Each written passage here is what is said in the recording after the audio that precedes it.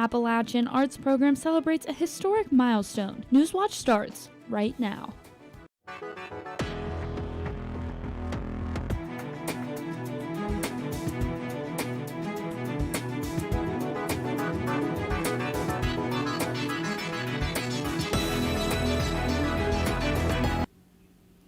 Good evening and welcome to Newswatch, your source for news impacting southeastern Ohio.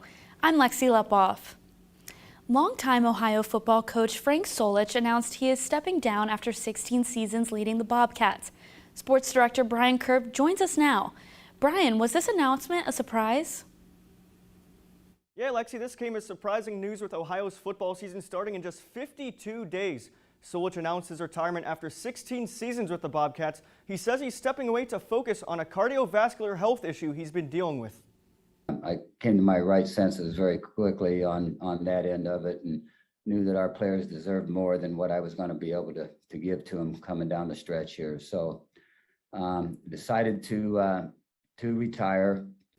Now, Solich went 115-87 during his time in Ohio, the most wins in Mid-American Conference history and second most in Ohio history. Ohio announced Solich's longtime offensive coordinator Tim Albin will take over as head coach on a 4-year deal.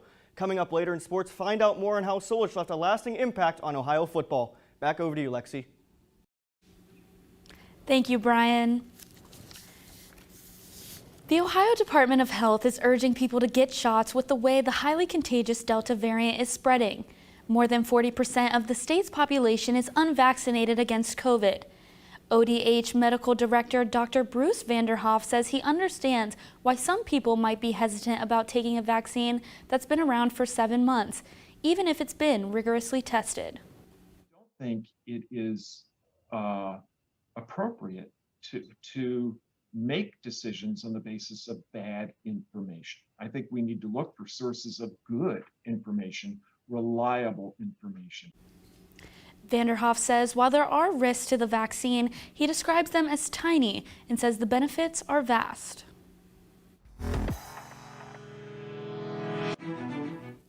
Hi there, I'm Curtis Fader, and as for the weather out here today, the only word I can say is hot, man. It is hot, and that is a huge understatement. Now, taking a look at our heat wave coming up, it is going to jack up those temperatures into higher temperatures than we have seen before so far.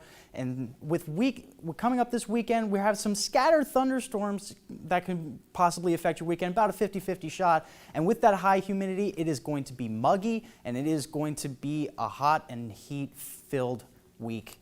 Now, taking a look at our, let's see if we can see right now. Well, there we go, 82 degrees, but with that 60% humidity, it feels like 86, and that wind at 5 miles per hour is not going to help things either. So again, hot and muggy. And taking a look at our big temperature map right now, 82 degrees is actually the low for Athens. They're a bit lucky with 82 degrees also shared with New Lexington, high of 85 in Chillicothe out into the west, and with 84 degrees in Columbus as well. Back over to you, Lexi. A local restaurant in Athens was approved last night to open up a permanent location. The process for the owner was confusing at times, and a lot of that confusion came from the city's zoning code. May's Thai Kitchen has been trying to find a new permanent home and found it at 333 East State Street. Athens Board of Zoning Appeals on Tuesday voted to approve them to operate, but it wasn't an easy process. Current zoning code states eating and drinking establishments are not able to operate within 200 feet of a residential area. But Dr. May's Thai Kitchen is a takeout restaurant. Owner May Rath says the code office sent her request to the zoning board to make a decision because the definition of what is considered an eating and drinking establishment is unclear. That's why he wants us to go through interpretation to see if we fit or not, because he said he kind of looked through for the definition and sometimes includes the takeout and some not include the takeout, so he doesn't know for sure which way he should make decision. Takeout-only establishments increased during the pandemic. Director of Code Enforcement David Riggs says the increase calls for the code to be updated. As we grow and business models change, we get some of these codes that become obsolete or need to be revised. So we need to constantly work on those code changes to keep up with the current times. Dr. May's Thai Kitchen will not be the last business to face this issue if the code is not revised. Riggs says he wants businesses to come to Athens without facing challenges with these rules. It actually helps everybody. It helps the community. It helps the city. It helps the businesses, of course. And that's what we want to do. We want to kind of help move those forward any way we can. Athens City Council and the Code Office are expected to continue work on updating the code to make the process clear and efficient. Funding for infrastructure projects is making its way to Athens, and the city of Nelsonville may be seeing a big influx of not-so-big homes. These stories and more when Newswatch returns.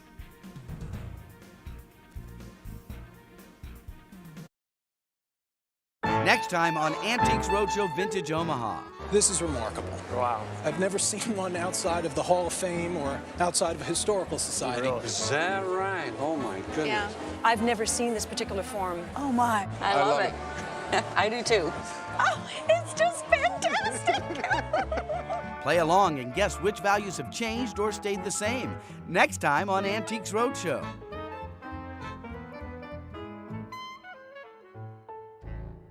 Music photography is like the music itself. It's part of our cultural heritage. What I do is a form of music. It's just music for the eyes. Best job in the world. I'm a rock fan. I want to see that picture and I want to feel it. Cover of Rolling Stone meant you were something. It's about music, artistry, and energy. It's more than just a photograph, it's a work of art. Icon Music Through the Lens, Friday, July 16th at 9/8 Central, only on PBS. He wasn't just a good player, he was a superstar. It was us against the world. He had a kind of fury in him. He's taking horrible abuse and death threats. He took on everything that we were afraid to face and faced it. We will inspire the greatest vote in the history of this nation. He wasn't just a really good second baseman. He changed the entire country.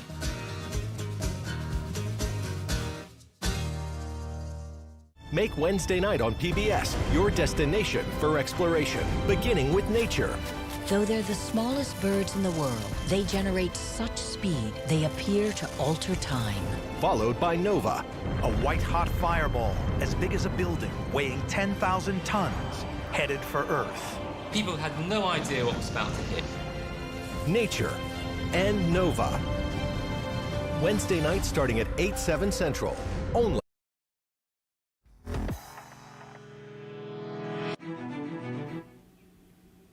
A Hocking County man was sentenced today to prison for a 2020 murder. Laurelville resident Michael Thomas Dixon will serve 50 years to life in prison for fatally shooting his 56-year-old friend James T. Whitaker last July. According to Ohio Attorney General Dave Yost, the county jury found Dixon guilty of 2 counts of murder, among other charges this past May. Dixon faked a suicide note, then dismembered and burned Whitaker's body in an attempt to conceal the crime. The city of Nelsonville is preparing for increased tourism to increase the construction of tiny homes in Nelsonville. Nelsonville City Planning Committee members met last night to discuss creating regulations needed before any homes can be built. Some of the needed regulations include a building code for the tiny homes, zoning codes, and insurance.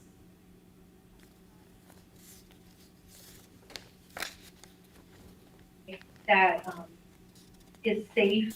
Yeah. It meets standards, yeah. And also, I mean, in some regard, aesthetically meets, you know, what residential neighborhoods look like.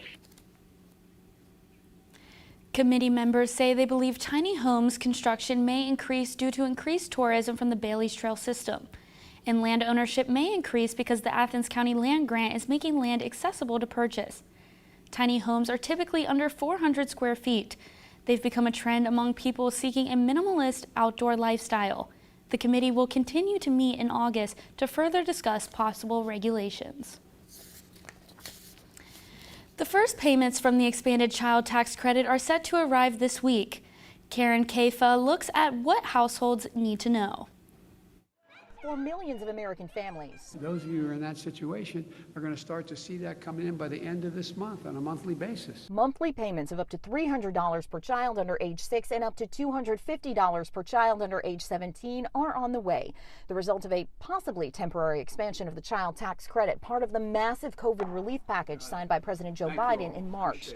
Households that filed a 2020 or 2019 federal income tax return and claim the regular child tax credit will get payments automatically. But families are eligible even if they didn't meet the income threshold to file. If you have a child living in your home for more than half the year, also important that as long as the child has a Social Security number, you are eligible for the child tax credit. The IRS and groups that help low-income families are working to get that word out, first pointing to irs.gov.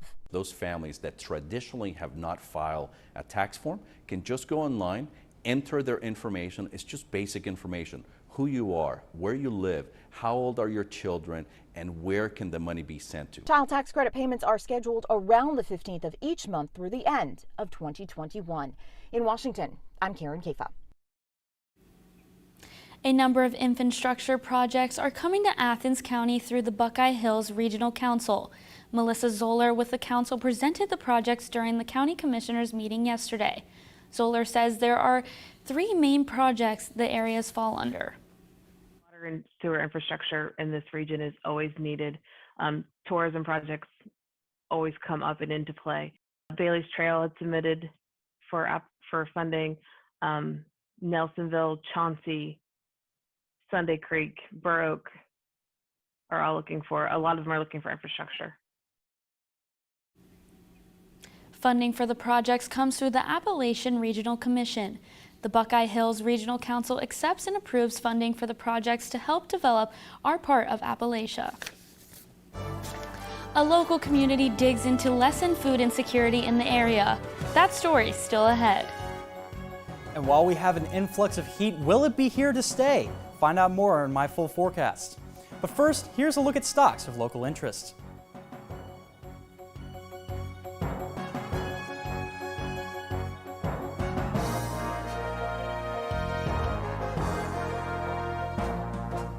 Music photography is like the music itself. It's part of our cultural heritage. What I do is a form of music. It's just music for the eyes. Best job in the world. I'm a rock fan. I want to see that picture and I want to feel it. Cover of Rolling Stone meant you were something. It's about music, artistry, and energy. It's more than just a photograph, it's a work of art. Icon Music Through the Lens, Friday, July 16th at 9/8 Central, only on PBS. A fireball from space stuns a Russian town. I was blinded for a moment. I couldn't see anything. A meteor as big as a house, weighing 9,000 tons. People had no idea what was about to hit. The story behind the spectacular explosion. 30 times the energy of the bomb that was dropped on Hiroshima. This is a once-in-a-century event. Meteor strike on Nova.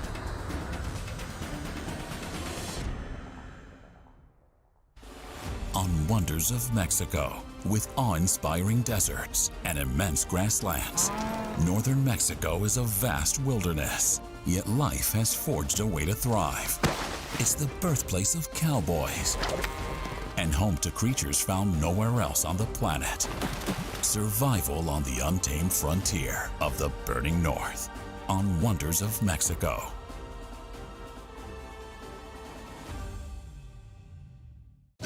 He wasn't just a good player, he was a superstar. It was us against the world. He had a kind of fury in him. He's taking horrible abuse and death threats. He took on everything that we were afraid to face and faced it. We will inspire the greatest vote in the history of this nation. He wasn't just a really good second baseman, he changed the entire country.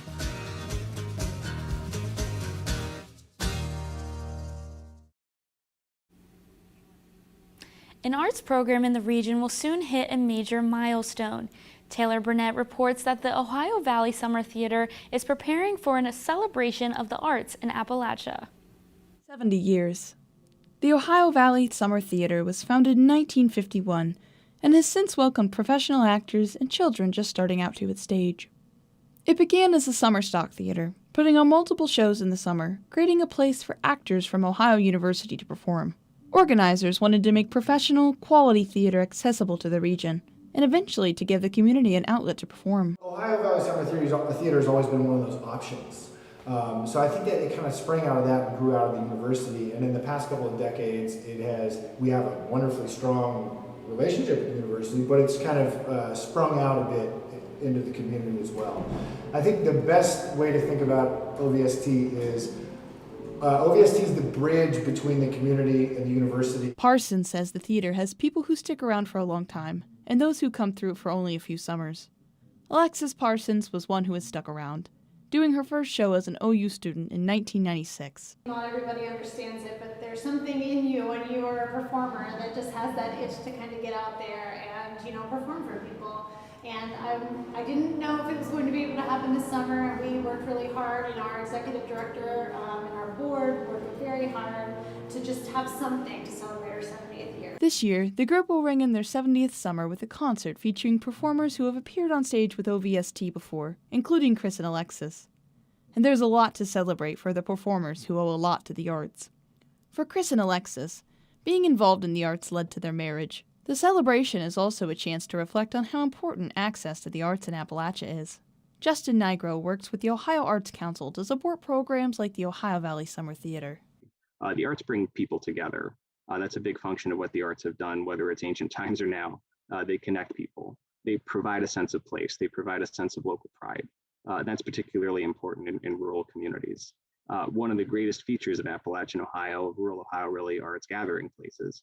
Oftentimes those are arts venues, right? The arts in Appalachia create places for people to socialize, but organizations like the Ohio Valley Summer Theater also make art accessible in a region where a lot of professional artists are around an hour to 4 hours away in major cities. We hear a lot about barriers to the arts. I can think of a couple just off the top of my head. A very common one is just having care for your, if you have children. Do you have care at home, whether it's a family member or a babysitter? Transportation is another big one. Do you have reliable transportation to an event? And the good news is that groups like Ohio Valley Summer Theater and others are finding ways to overcome those. For Newswatch, I'm Taylor Burnett in Athens. The Ohio Valley Summer Theater's 70th anniversary show at the OU Inn already sold out, but walk-in tickets may become available on the organization's Facebook page.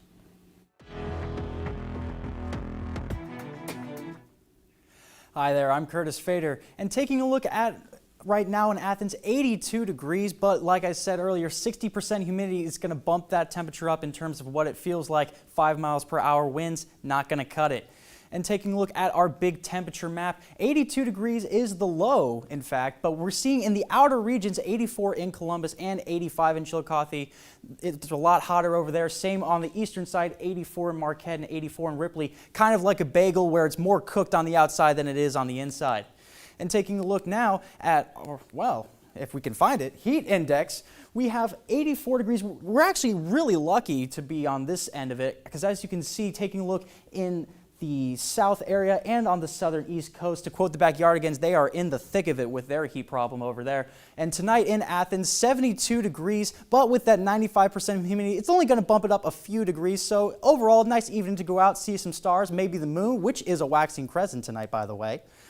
And over, taking a look at tonight, 72 degrees is the norm for around the area with a high of 75 in Columbus. They're hanging on to their heat for dear life. And right now, hour by hour, it starts out 79 degrees. It feels a lot higher, but then we're going to see a drastic decrease at 10 p.m., 73 degrees, clear but still humid, and that is the same case at midnight. And so right now, tomorrow, 89 degrees, boiling hot temperatures with a UV index maxed out 10 out of 10. So please put on sunscreen if you're going out for any prolonged activity. Plus the 66% humidity, it is tropical weather out there. And for tomorrow's temperature map, 89 degrees, upper 80s, lower 90s is the general trend throughout our region. Very hot indeed. So be sure to be warned, you're going to be dealing with some heat out there. And so maybe we'll find out what's next. I don't know. But hour by hour tomorrow, it's 68 degrees at 6 a.m. for that morning commute with 100% humidity. So the air is going to feel a little bit wetter. and with partly cloudy skies at 71. And then we're going to jump right into the heat. The heat makes its presence felt at 10 a.m. And taking a look at our 7-day forecast, 89 degrees is what's going on for tomorrow, and it's going to stay like that for Friday. But then the temperatures will decrease into the weekend, 80 degrees, and we're going to see some 50-50 chance for some scattered thunderstorms that weekend. And then as the clouds go away, the heat will come back heading into Tuesday and Wednesday as the temperatures go back up to 84 degrees. Back over to you, Lexi. Thank you, Curtis. The Gloucester Community Garden is officially open to the public. Madison Moore reports the HAPCAP initiative provides easy access to local and free healthy food. Athens County is the most food insecure county in Ohio, according to the Foundation for Appalachian Ohio. Hocking Athens Perry Community Action wants to help with the Gloucester Community Garden. The garden provides plots for people to grow their own produce, and the SNAP education program will show them how to use that produce. SNAP Ed is actually going to come out and teach some healthy eating skills, how to use those fruits and vegetables that are grown in the garden. Because it's one thing to grow fruits and vegetables, right? And then it's another thing to know what to do with them, too. The program will also teach people to buy local produce with their SNAP benefits, as well as plants and seeds to grow their own food at home. Food insecure Southeast Ohio residents are able to reserve a spot and take advantage of the free plots. Dupree says they want the garden to be used for many purposes. If there are people in Gloucester, Ohio who are homeless and they're hungry, or even, there's kiddos at home who don't have access to, a pumpkin at Halloween time, or, a can of green beans or something like that, please just come up and grab something. That's what it's for. The HAPCAP for Health program team says they will organize a number of educational opportunities for those who participate in the program, including an introduction to the business of agriculture. HAPCAP is looking for community volunteers to help new gardeners and maintain the space. For Newswatch, I'm Madison Moore in Gloucester. For more information or to reserve one of the plots, you can reach out to HAPCAP for Health over the phone or online. Hello again, everybody. Coming up in sports, Ohio Volleyball has a new head coach, and it's a familiar face. Hear from him as he begins his second tenure with the Bobcats. And today marks the end of an era for the legendary Frank Solich. How he will forever have a lasting impact on Ohio football. That's coming up next on Newswatch. And be sure to stay tuned to WOUB. Here's a look at what's coming up tonight on your public television station.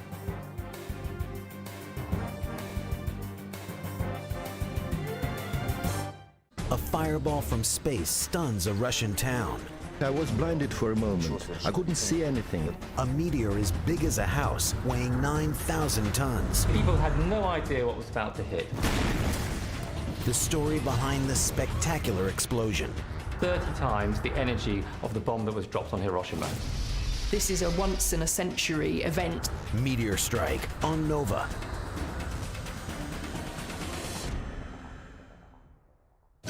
He wasn't just a good player, he was a superstar. It was us against the world. He had a kind of fury in him. He's taking horrible abuse and death threats. He took on everything that we were afraid to face and faced it. We will inspire the greatest vote in the history of this nation. He wasn't just a really good second baseman, he changed the entire country.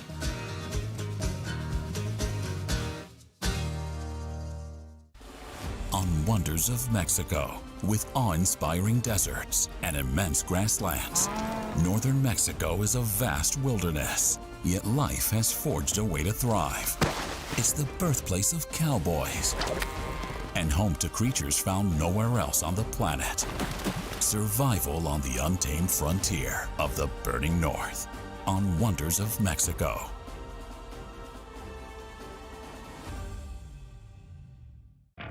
Nothing in the world is like a hummingbird. They float suspended or fly backwards, their wings beating faster than the eye can see. Only now are we discovering the full extent of their powers. You're about to enter the hummingbird dimension, where life moves faster and shines brighter on these super little birds.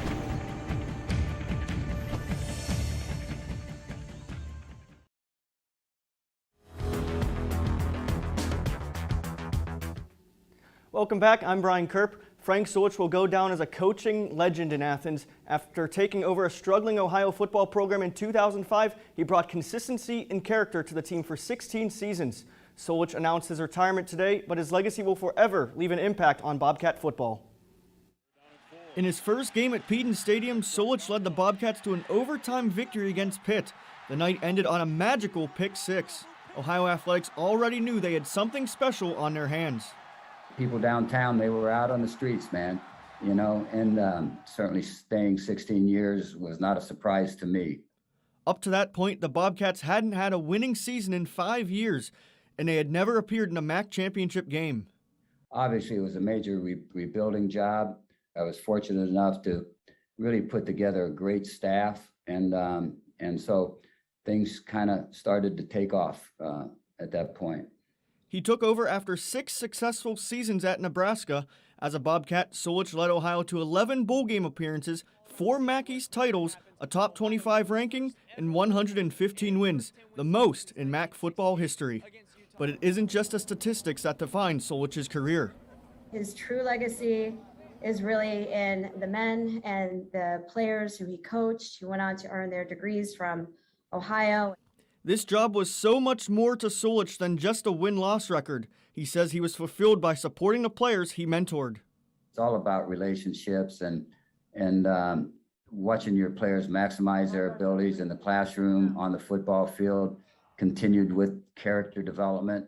You know, and that's what we've been all about in this program. Julie Cromer announced during today's press conference that Solich will stay on as a special advisor to the football program. Ohio will introduce former offensive coordinator Tim Albin as the new head coach in a press conference tomorrow afternoon. Ohio volleyball also named a new head coach earlier this week, and it is a familiar face coming back to Athens. Jeff Carlston was the head coach at Ohio from 2003 to 2007 and set the standard for the program. He built the Bobcats into a powerhouse in the Mid-American Conference, posting a 78-2 record in his 5 seasons. He went on to coach 12 seasons at Ohio State. Carlston takes over an Ohio program that went 12-8 this past spring with a trip to the MAC tournament. The Bobcats are set to return a young but talented squad this fall, and Carlston is excited to get started. Get to know each other, you know, over the coming weeks and tell each other stories, and then start really focusing on moving forward. And the past is always a great teacher, and you learn what can you learn from the past, but that's great. I learned a lot, and it's what brought me back. But ultimately, we need this group and staff moving forward, and this is a great opportunity for all of us. Ohio will begin competition next month. I'm Brian Kerp, and that's it for sports. Back over to you, Lexi. One of the biggest pop stars of the summer is visiting the White House today. 18-year-old actress and singer Olivia Rodrigo is in our nation's capital to promote COVID-19 vaccines for young people.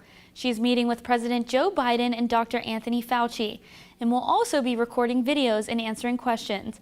Rodrigo says she just wants her fans to be happy and healthy. Hi there, taking a look at your final weather today. 72 degrees in Athens. It is going to be fairly nice to go out and see some stars, see the moon. And then also for a big temperature map tonight, 72 degrees is the norm throughout the region. 72 in Athens, 75 in Columbus. That's going to be the high. And also throughout the surrounding areas, there's a couple hot spots, 74 in Ripley.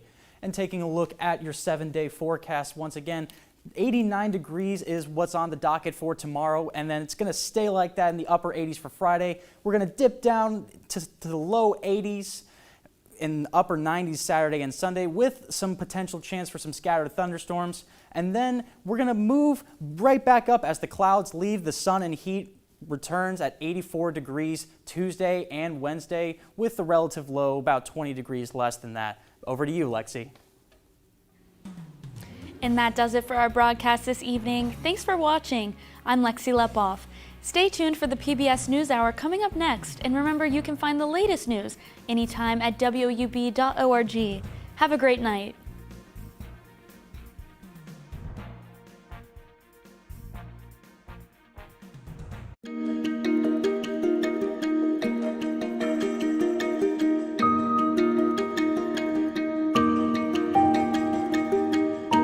Support comes from Dean Heating and Cooling, keeping homes cool all summer with Tempstar.